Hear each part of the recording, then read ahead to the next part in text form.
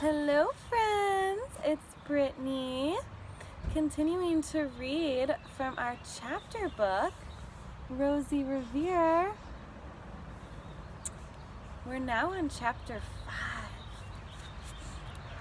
Do you remember what happened in the last chapter? Rosie was asked to help with an emergency.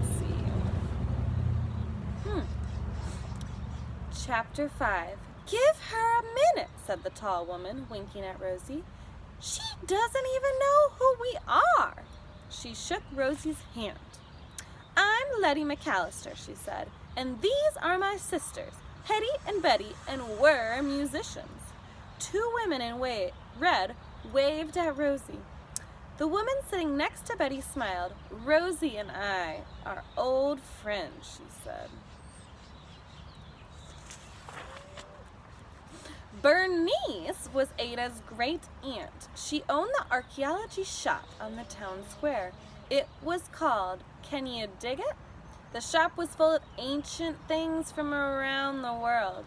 Rosie and Ada and their friend Iggy come to visit me all the time. These kids are so full of ideas and questions that I give them a nickname. I call them the questionnaires. Ooh, I like that, said Aunt Rose. The other women nodded. Rosie liked it too. Visiting the Can You Dig It shop was always an adventure, and Bernice was full of ideas and questions. She was one of Rosie's favorite people. I have new treasures in the shop, Bernice said. Bring Ada and Iggy to see them. I will, said Rosie. We have another singer in the group, said Betty McAllister, and this is Marianne, and she sings opera. Wait until you hear her.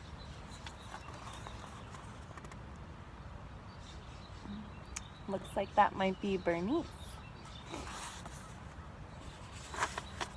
A pleasure to meet you, said Marianne. She was formal and elegant, with silvery hair, a strand of pearls, and a twinkle in her eyes.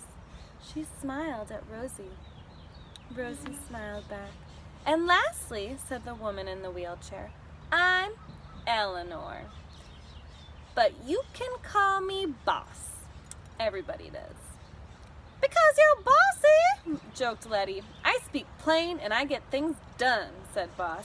If that makes me bossy, then good. I am too busy getting things done to care. The Riveters cheered. Woo! The boss smiled. We are the Blue River Riveters, she said. And we worked together at the B-29 factory during World War II. We built more airplanes than you could imagine. We made a difference back when it was needed most, and we still do our part. We're the women in the photo. You are the women in the photo, said Rosie. But where are the others? It was a long time ago, dear, said Marianne. We've lost many friends. Her voice grew quiet. So many, said Letty. The Riveters raised their coffee mugs with one hand and slapped the table with the other. To friends, they cheered.